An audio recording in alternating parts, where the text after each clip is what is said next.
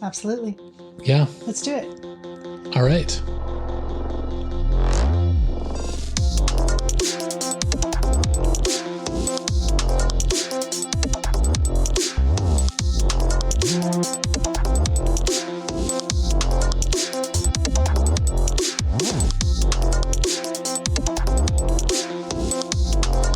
This is the Endless Song Podcast with Will and Emily.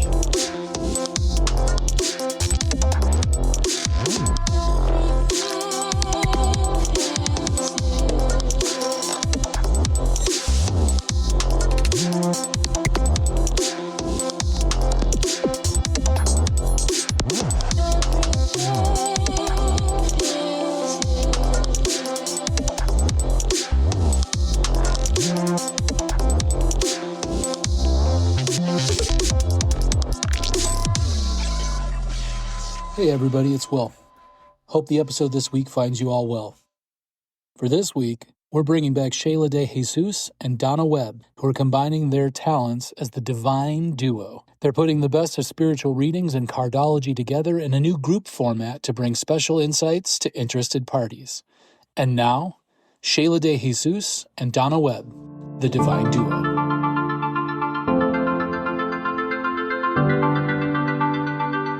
So today we're talking to the Divine Duo. As of now, you've heard both of them on their own with their own episodes here at the show. But today we wanted to talk to them both together because they're starting a new venture together where you are going to get both Sheyla and DeJesus and Donna Webb at the same time, which is really, it's kind of amazing because we're going to talk about a lot of this in the show because there's so much more than just the Divine Duo. So you are two very different people. You come from two very different places. You've come to your spiritual and metaphysical journeys in two completely different ways. And yet, and I'm going to let you tell the story because it's so great. It just works. And that's why we wanted to have you guys on the show together. So how did this partnership begin? And then how did it build from there? Okay, so I have this like little spidey sensey thing that happens ever since I was a kid. I can tell who I'm going to be really good friends with. And it's not like rational. It's just like, oh, I just met them and oh, yes, I gotta be friends. So sometimes I come off a little too much. So Donna and I were at an event and she was walking around checking out everyone's booth and she's like, oh, psychic. She saw my signage that said Psychic Shine. She was like, oh, psychic. And I was like, oh, she's shiny. I think we're going to be friends. And this is happening in my head. And I was like, be cool. Don't come off too strong. And she's like, I was like, what do you do? And she's like, I do cardology. And I was like, and she explained it to me. And I was like, cool. She's like, but it's more science-based. It's not like psychic. And I was like, in my head, I was like, I don't care. Yeah. I'm great. I like it. Whatever. And then I was like, oh, let me go up to her because I've been reading my travels. And at the time, it was a year before the planned event. And I was reading it. I was like, yeah, this is when it looks like I'm going. And so I told her, hey, Donna, can you check this? I've been reading the energy. Can you check it? And she's like, well, if I look it up, you might be wrong. And I was like, sure. Whatever. And I was like, you're going to be my friend. I don't care what that paper says. I don't care what you say to me from cardology. I had no idea, right? So she gives me the paper and she's like, oh my God, how did you know? Because it matched, like down to when I got the money, down to the trip, down to what happens from the trip. And she's like, how did you do that? And I was like, oh, now we could be friends. I was like, great, now we can talk and be friends. And so then Donna, you go ahead. I think you tell this story pretty well too. Yeah. So just like Sheyla said, I was a little skeptical at first. and then when that happened to us, it just kind of like bonded us. And I was like, wow, I'm feeling the energy too. I'm feeling like this is someone that I'm going to be friends with. And then of course, here we are, easily like almost 2 years later, and we're really, really close friends. Mm. So she was spot on about that. But the other thing that happened at that same event was interesting to mention too. And that is, we at that event had a panel that we sat on together. And this is typical at metaphysical fairs, where they invite an audience and then the practitioners sit in a panel. They solicit questions from the audience and then the practitioners speak to it. And even though Sheyla and I were not like sitting next to each other, we were getting the same responses to the questions. And other practitioners were getting completely different answers. And we would like lean over and look at each other, like, because she would say something like, that's exactly what I was going to say. And then she would do the same thing. I would see her body language. I would say something and she would lean over and look at me like, that's what I was going to say. And so, and then processing that whole event together, we realized that we really were on the same energetic level of what we were seeing with these individual situations. And it was like, wow, that would be a cool energy to combine. So time goes by and we start talking about doing some collaborating together. In cardology, there's something called a composite energy. So the composite energy is your relational energy that you have with someone by combining your birth card with your birth card. So their birth card, your birth card, you add it together because all the cards have numerical value. And then that card that you get as a result of that addition is the energy of the relationship. That's fascinating. That is fascinating. Okay. Now I want to know, like, it's like, right, yeah, okay. Exactly. So I like to think of it, since I have a science background, I like to think of it as like a chemical reaction, like in school where you learned how you take one chemical and another chemical, you add it together and then a new chemical is formed. There's a reaction. That's like the composite energy. Yeah. And so just one day in general, I just thought, okay, I'm going to add this up. So Sheyla is an ace of diamond. So I added that numerical value of her card with mine. I'm a queen of club. And the composite energy is a king of spade. Ooh. And of all 52 cards, it's the most powerful energy. Yeah. It is the master of wisdom, spiritual wisdom and knowledge. So I called her up and I'm like, guess what? Our composite is wow. that. And I was like, that's why we're supposed to be friends. Wow. Like, I'm going back to the friend thing, but it's, I think, so much deeper and broader than just friendship. But a lot of, I'd like to say, core relationships have always, with me, started as friendship. I'm just a love machine, so. Yeah. Yeah, well, that it works out to be something so, I mean, it's one thing if it's a card that's, you know, lower and whatever, and like, yeah, things are going to be great and your relationship's going to be real copacetic. But I mean, to hit such a high level card, and just for the people who are listening, tell us about that card. You two are combined. I mean, it sounds like the name Divine Duo fits because the high level of this card. But explain to the listener, like, what does that card symbolize? What does it mean in terms of the relationship? The King of Spade energetically is called the Change Maker card. It is this rare energy where spiritual wisdom can literally transform people's lives and make a transformational change that is like epic for someone. And so I felt like us having that combined energy together, that we could be that transformation for people. I mean, imagine being in a situation where you're at an event with the two of us, we each do a reading for you, and then you're hearing the same message. Like, we're not even talking to each other. Right. We're in different rooms and we're sharing the same message. How transformational could that be? That's huge. Yeah, because it's so confirming. Right. It's like what I call corroborating evidence that you just can't refute. Yeah, there's a great value in that separation too, just in that from a skeptic's point of view. You know, the idea that if you two were sitting next to each other, you could hear each other, and one of you says, okay, well, you know, he told them, you know, you're going to be the king of McDonald's for the rest of your life. And they're like, oh, I got to remember to tell them. but being separated and sending the same message to someone, I mean, that there is a power to that, because that goes along with that idea of undeniability we've been talking about from the very beginning. The change comes and it talks to you in a way that says, go ahead and prove me wrong if you can. But yeah, you already know inside that that's not going to happen, because the way the message comes to you doesn't allow for that.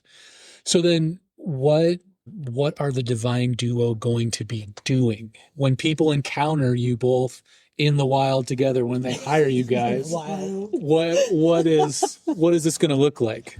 Well, I think a huge part of the creation of Divine Duo is that a lot of times we were putting ourselves out in events and well, people will come to us, and people have, right? Where I think Divine Duo is like, you get to choose to have this event and bring it to your own home or online, right? It doesn't even have to be in your home. But what I think is fun is like, it's a collaborative of me and her, but also a collaborative of people's communities, either that be through your work or friendships, and then bringing in us to do readings at an event for you. And the event could be just a 2-hour event and you get readings from both of us, or a 4-hour event if you have like 12 people, right? We're going to be doing a shindig in October we got booked for. That's about 14 people, and we're going to be there for 4 hours, and they each want readings with both of us. And although we read in a very different way, the people that are coming are like, hey, I want to buy a house. Look at my timeline, Donna. And then, hey, Sheyla, I want to buy a house, but I don't have finances. What is the next step? These are my options for next steps. Can you read what finance company would be best for me? And that's where a reading with me would help in that situation. So we can read the same, like similar things, but in so many different ways, and bring it to your event. I mean, can you imagine having a party and be like, hey, we're all getting healings and readings today, 20-minute readings. And that's kind of what we wanted to do. Instead of having to like make it random, make it really intentional. And I think that intentional choice of booking us for an event sets a tone of healing already. That's like 50% of the work. And then us showing up is the other 50. Well, and I love too, like from the perspective of someone who's an introvert, like feeling safe in my own home or in a friend's home with other friends. Yeah. There's that feeling of support and like, okay, yeah, this is a risk that I might not normally take because I'm too shy to even book something like this. Right. But hey, I'm with people who love me and I feel secure.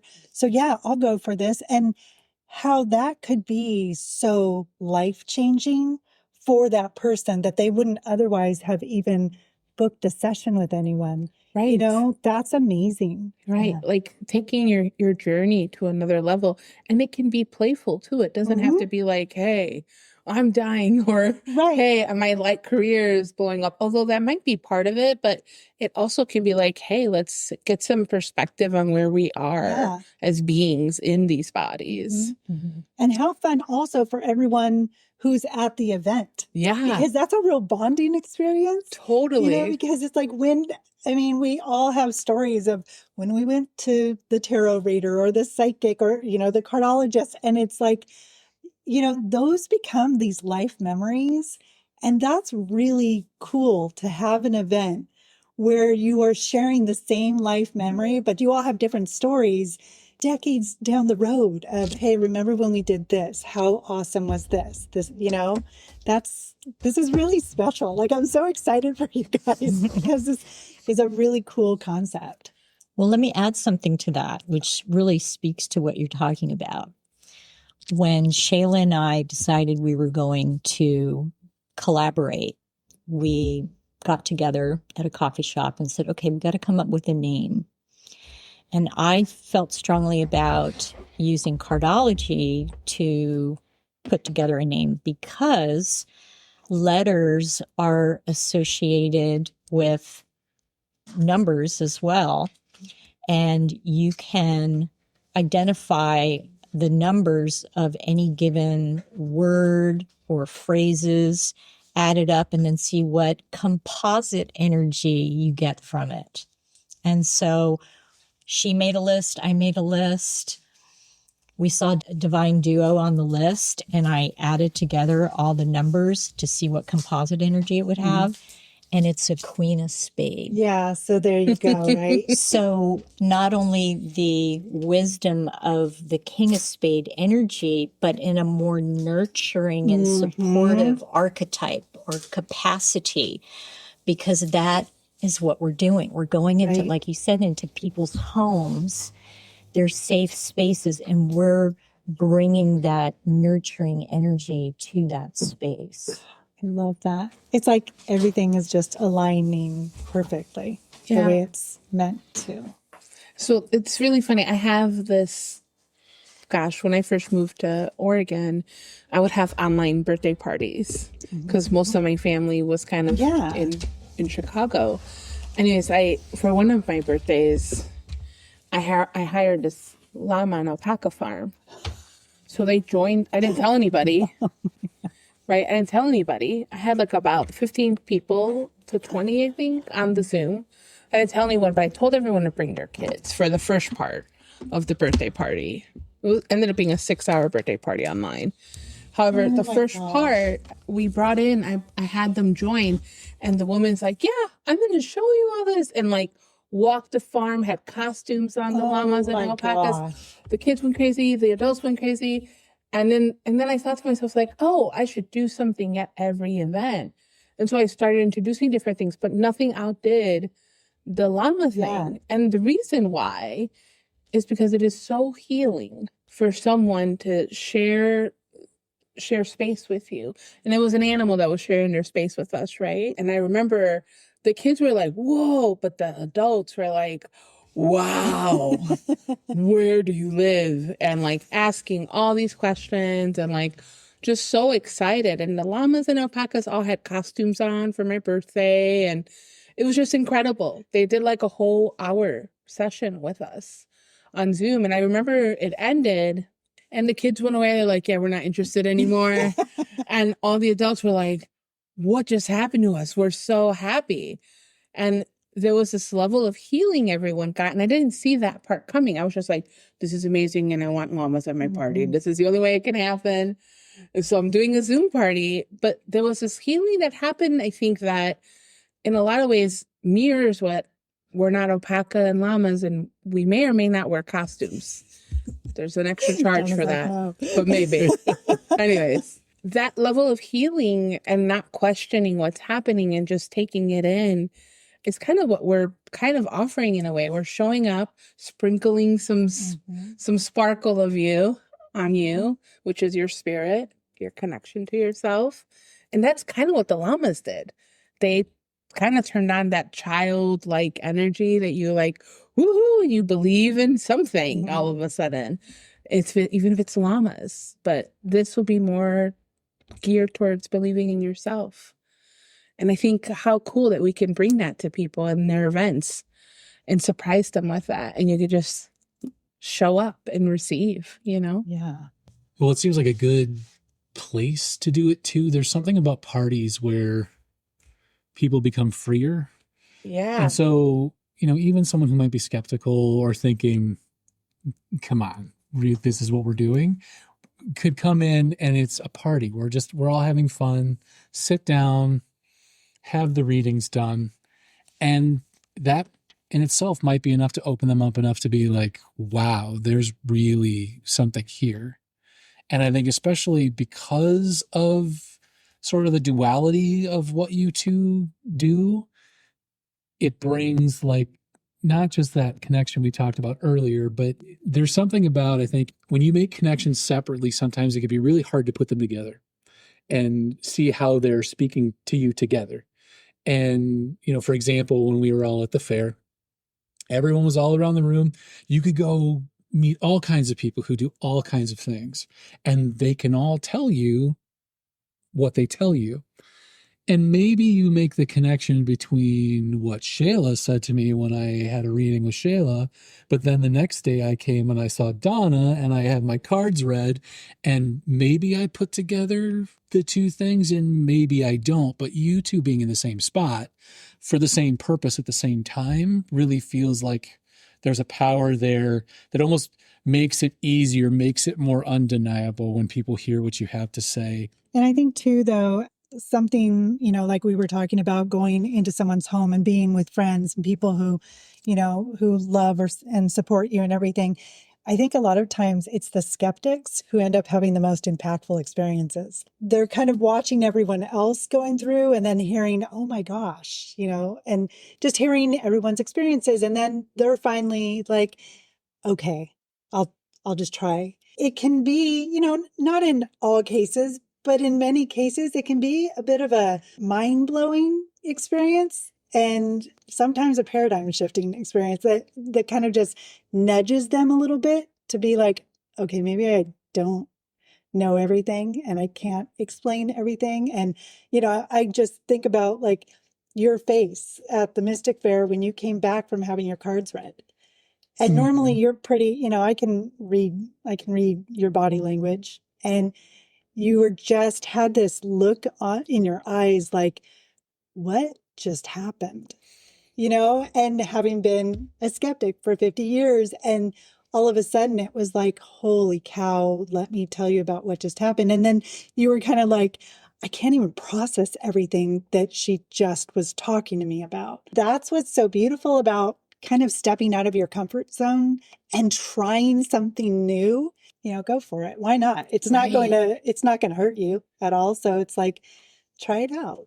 Right. And I know I feel this way, and I'm sure, Donna, you coming into this world from a teaching background, from a scientific background, I mean, even the cardology is grounded in numbers. It's very scientific in the way it's presented. There's something about how you connect with people that matters. And I know, for me coming into this from a skeptical background, it's not just how you're told and who tells you, but it's also the setting in which you're told these things. You talked about this when I had my reading done at the fair, how it just sort of, once it's told to you, like it just makes sense, like it just fits. And I was in a place where I felt comfortable hearing what you had to tell me. As a skeptic, it can be hard to just hear something randomly out of the blue and just be like, okay, yeah, dismiss it. Mm-hmm. When you're giving your card readings to people, say just, in this setting with the party and the divine duo, if you were the person receiving, how much easier would it be for you? How would you accept that from a skeptical point of view? Well, like you said, I come from a scientific background. I have a degree in biology, and then my doctorate degree is in STEM education.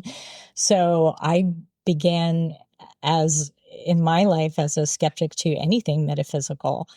And then when I came across cardology, and then I saw like the application and how accurate it was, it wore that away for me. And I think that, to your point about being in a safe space and being with friends in that kind of a setting, you do let your guard down a little bit more. And then when you see other people responding in similar ways, wow, that was spot on. What she told me, that was spot on. That's an energy I am feeling now. When you hear that from multiple different people, it just gives credibility to it. Whereas if I just walked up to someone on the street and said, oh, you're this card and this is what, like, that is like a standalone kind of a situation that is less credible. That's the beauty, I think, of not just the two of us being able to speak to what's going on with someone, but also people in an event together being able to talk about their experience in tandem that give credibility to what we're saying. It's all this energy going together and building up to take something that's maybe unconscious to consciousness. Yeah, I think that's the plan for doing the parties and the get-togethers and things seem like such a great idea too, simply because the other things we're talking about, building up the undeniability, the credibility of all of it. But there is something about hearing these sort of life-changing things. I mean, and they don't all have to be super life-changing, They can be small little things at a time because life doesn't work like that. We don't constantly get waves of massive change all the time. That setting of doing it in a place where the people around you are people you feel comfortable with, feeling of safety as well. And if you study Maslow's hierarchy enough, the safety is the base level of acceptance of anything. Was that always the intention? Was this from the beginning, was Divine Duo this? Or have you guys been through prototyping at all to think of other ways that the Divine Duo would?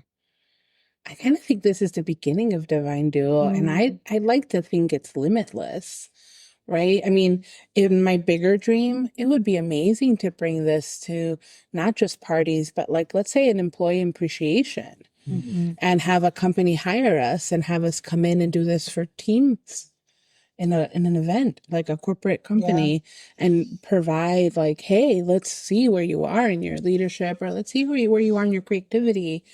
And give in that way, and also maybe do retreats, maybe get hired for retreats, maybe so I'd love to think of it as in the bandwidth of Divine Duo is an expansion, and I don't know yet how far we'll go, but I do have big dreams of perhaps traveling even and not limiting it to just Oregon or online, It's something else. This is just a side note that I love this also because for people who have never had these type of experiences, that can be really intimidating going to someone who, you don't know what to expect. And, I think some people have this image of what a psychic is or what a cardiologist is. And the two of you are so not intimidating. You're just lovely, quote unquote, normal people who are doing something really wonderful and amazing. And I think that is going to be so beautiful for when you come into a space, into someone's home or a conference center or wherever, and people see you oh, I would just be friends with that person, or, oh, I would be in a class with that person, or, oh, I'd just see that person at the grocery store. You're just people. Yeah. Right.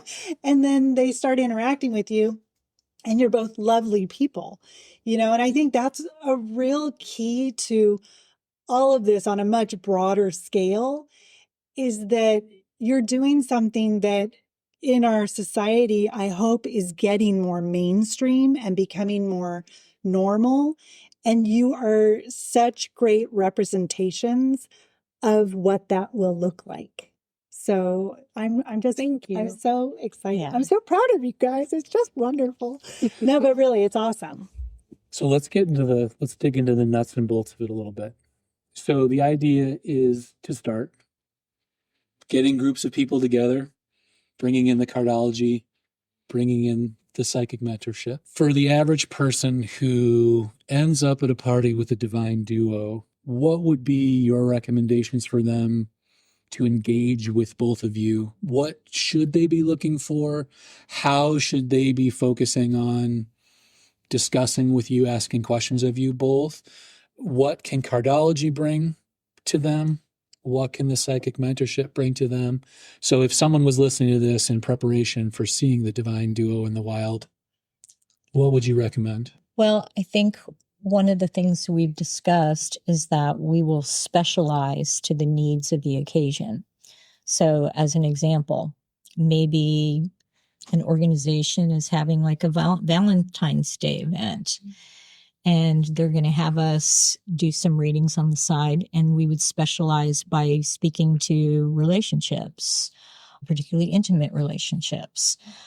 And that the beauty of doing that too is that when someone is showing up to an event that is Valentine's, they're likely with another partner, and there's that energy already there built into that event. And so we just layer into that really nicely and give an alternative view on their relationship at that event. So I think it can be really energetically, again, it can just be really tying in nicely. And I think too, something to add is it's okay to show up with your tenderness and what's tender right now. So if you're tender around a topic in your life, meaning like you're not really sure where to go in your career or in your relationships, or maybe you don't feel like you're just stuck and you need some attention, you're not sure why, or you're just not happy, or you're really happy and you're like,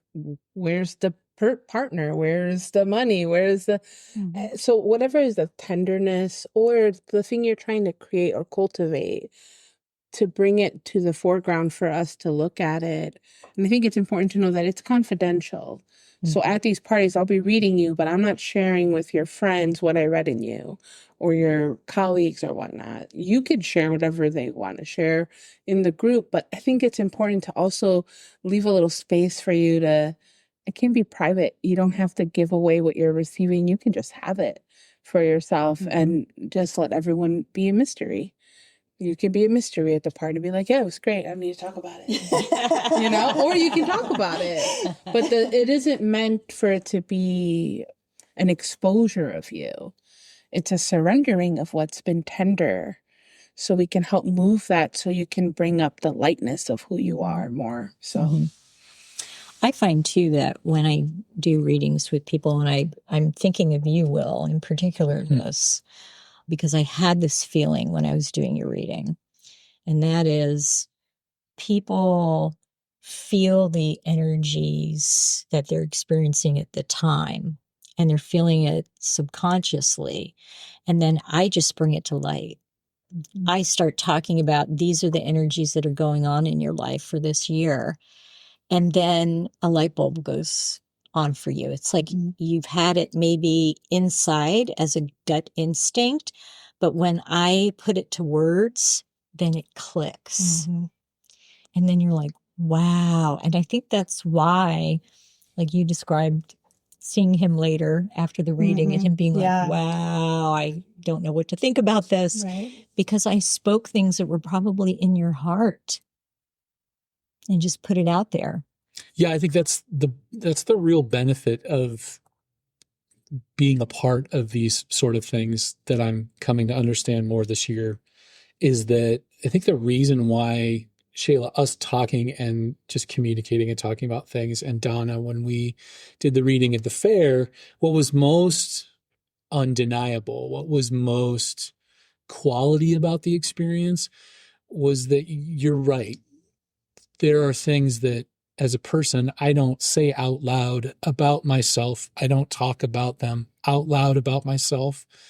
And when you hear that, you make that connection, you hear that from someone else who you just met, who's reading the cards, and they're telling you these things, and you're like, yeah, well, I've been sitting on this for about 50 years, and that is so part of it. It just really, it clicks, it connects, it does something. It's part of that undeniability that, you know, you can't be like, oh, well, they must have had a tape recorder, you know, somewhere where they heard me talking about this. And it's like, yeah, we touched on things in the cardology reading that I know they were part of my personality, but I don't go around advertising. I don't go wearing T-shirts with it, as, you know, on the front of it. So the people are like, oh yeah, well, we're going to talk about this because that'll really get them. Like, it's, you know, it really hits. And, you know, and for people to be able to experience that, get validation because both of you were there, you can really see how it could really touch some people. And, you know, and Sheyla, you talking about how it could extend on and on and on. I mean, this rolls over in a lot of different ways. I mean, even when you roll into the business world, you have a leg in the business world and some history with the business world. You know, as someone who would be in a power position, a boss position, these are things I would want my employees to recognize about themselves. This, as a friend of other people, these are the things that maybe they're tough to talk about with a friend, but to hear them in this context and drive people to want to talk about them it's powerful and can allow them to reach out about things maybe they wouldn't before. Totally. Yeah. Well, I think you're talking about honest conversations. And I think a lot of people are seeking honest conversations. And I don't think that everyone gets to have really honest conversations. You know, everyone is very integrated into technology now, whereas before we had the technology, we had really honest conversations. You'd go out and sit on the curb and talk to people, that was just part of our culture. And I think that a lot of people are missing that, definitely. And it's like, even if you are sitting with Sheyla or sitting with Donna and they're bringing things up, I think there's a sense of, I don't know if it's relief or just, I don't know, something about being honest with yourself and someone else saying, hey, it's okay. Here, let's just talk this through or whatever, however it presents itself. Have you thought about it as a sort of an antidote for sort of the media, social media, televised reality-ness of our current situation, like cutting through the noise of what everyone thinks they're supposed to be because that's what they're being told to be, to really strike at the heart of who they actually are as sort of a method of change? Absolutely. I've always felt that technology, there's the good and the bad of it, but the bad of it is that it hijacks creativity and it just can become noise. And given that I come from a background of education and being a teacher, like I see how that noise has impacted young people. There's so much, I call like our young kids and even like 20-year-olds now, I call them the breaking news generation because they've grown up with all of this breaking news noise in their head that everything is a catastrophe every day. And that, I think, in part is why there's like record high anxiety with young people. And so one of the things that I have always wanted to do, and it's funny because I had a dream about this the other night, and I called Sheyla up the next day and I said, I had a dream that we were working with children, that you were teaching them the tools of how to ground themselves and to block out the noise in doing so, and tools to move energy. And then I was speaking to their cards and their potential. And so that they would have awareness of that and use the tools to become more in sync with their authentic self, and how powerful that could be. And that would be a game changer for kids to have those tools and have that awareness at a younger age. I mean, think about that, because a lot of us, like, I didn't have my awareness until an adult. Same with you, Will, right? Late in life. Yeah. But think about if we could get kids to have that breakthrough at a young age. Yeah. I hope that's a premonition. I hope that wasn't just a dream. Yeah. Yeah. I also think like there's a number of things. One is the noise, cutting into the noise. Yes, it could be definitely cutting into the noise. But one thing I have found, listen, I'm not the biggest fan of social media and all of that. Don't get me wrong. I spend my good healthy hour on TikTok watching videos, definitely not creating anything, just watching. But what I'll say is the one thing it has done, so yes, it has made a lot of noise.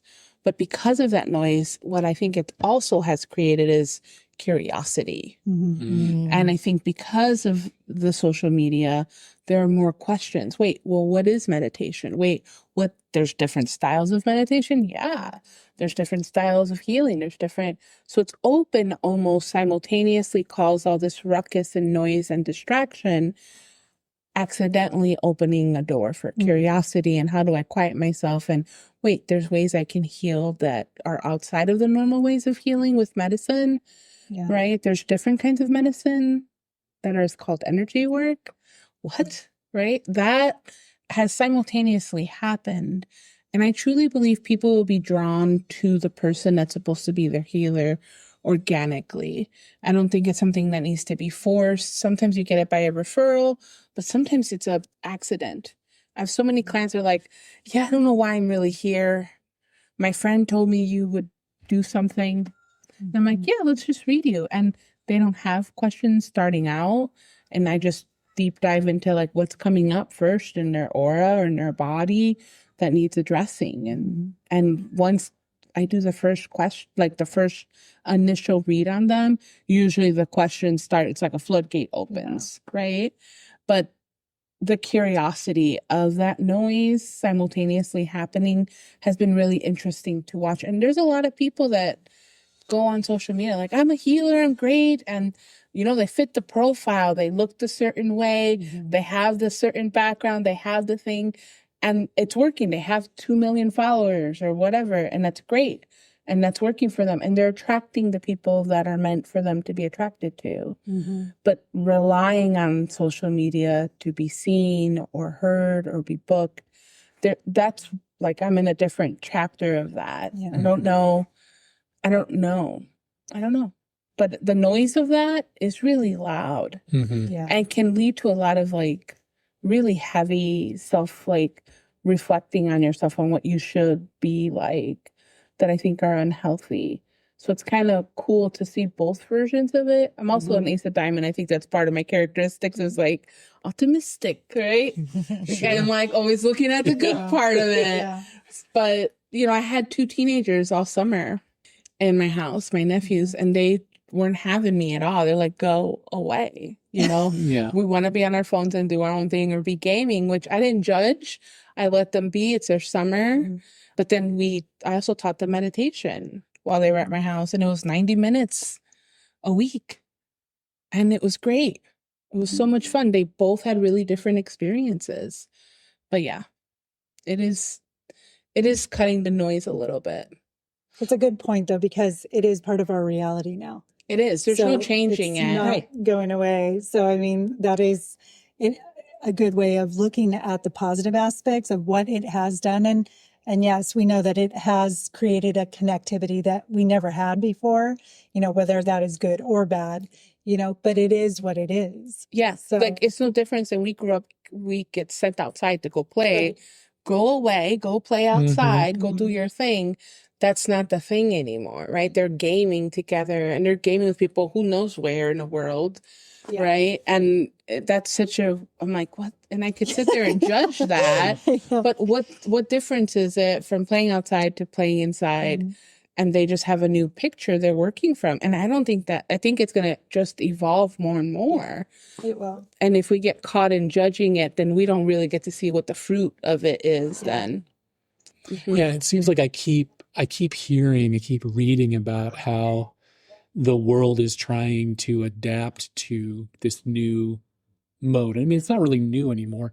We've been dealing with the internet, social media for and AI. And now AI for such a long time that it's been, you know, it's integrated itself in, and like we were talking about, we can't get rid of it. We can't make it go away.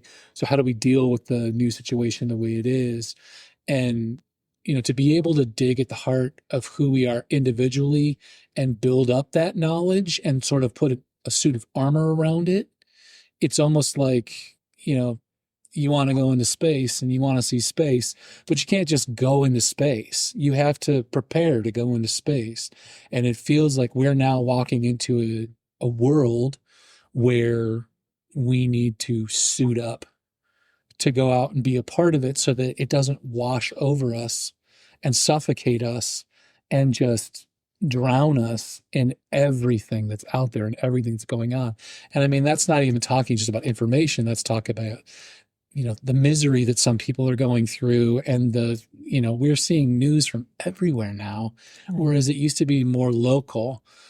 And so to be able to sort of build ourselves up to face it, to go out there and face it, feels like such a strong and important thing. And, you know, so that just being able to do that, it seems like we're taking an old reality in spirituality and metaphysics and all these sort of things, and we're dragging it into the new age, and we're giving those tools to people so that they can navigate this new future, which seems counterintuitive. And yet at 50 years old, I had my cards read, and I'm friends with mediums and psychics, and I feel like I've learned more in the last half a year about myself than I ever knew in the 50 years before. So, I mean, just the benefit of this. I mean, these people at these parties are going to be so lucky to have you guys drop in Yeah. and give them this, offer this. I mean, obviously they have to accept it, but for them to have these tools given to them, these ideas put in their head so that at least they're forced to think about them just at the base level. Sometimes seems like it's enough to plant the seed, and then maybe the plant starts growing when it needs to start growing. Totally. Yeah. And it's something that kept coming up while you were talking is this duality of surrendering and fighting, and how we really live in a world that's really structured to form you into fight, go fight for the raise, fight for that position, fight for your relationship, fight for that food. Like it's always like this effort. And I'm not saying that that's wrong, but where right now there's a lack of places to feel safe surrendering. And like the best way to surrender is to your own energy. And so how do you even know what's your own energy when you're so filled with so many other energies?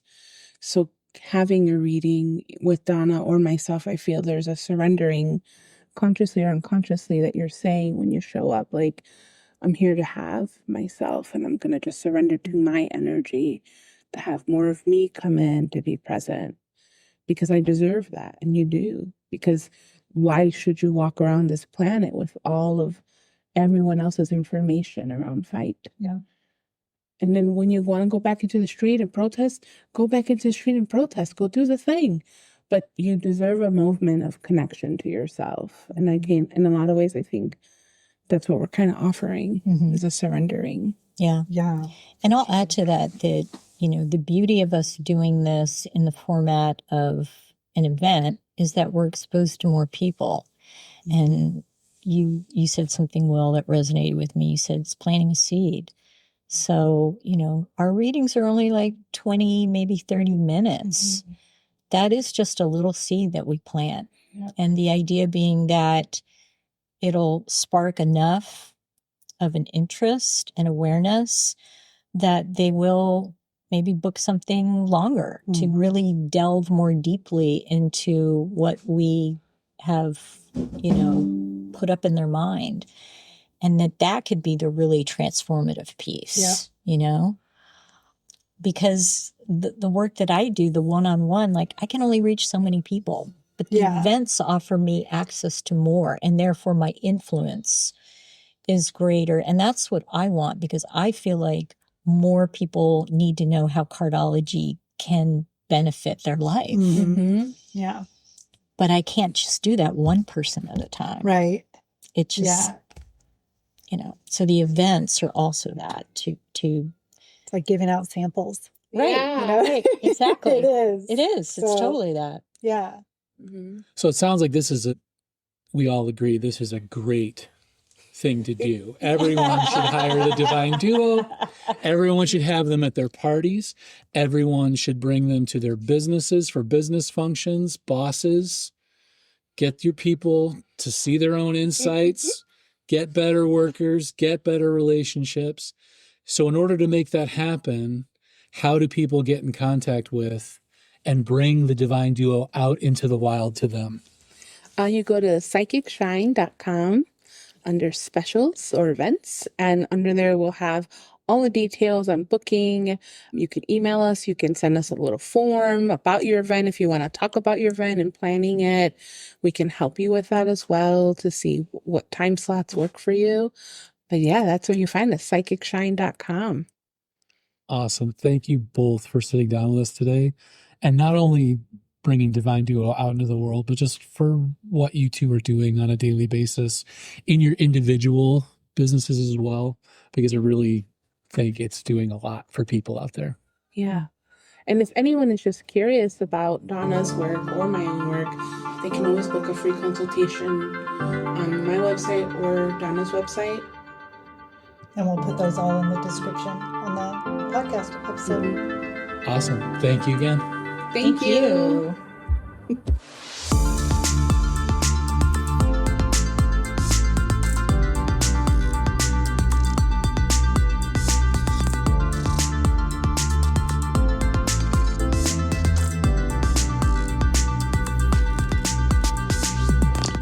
You've been listening to the Endless Song Podcast with Will and Emily.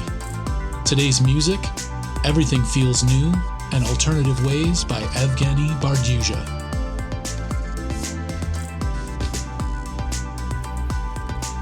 Stay safe out there, everyone. And remember, intentions matter. So be thoughtful, be kind, and be better every day. And we'll see you out there on the trails.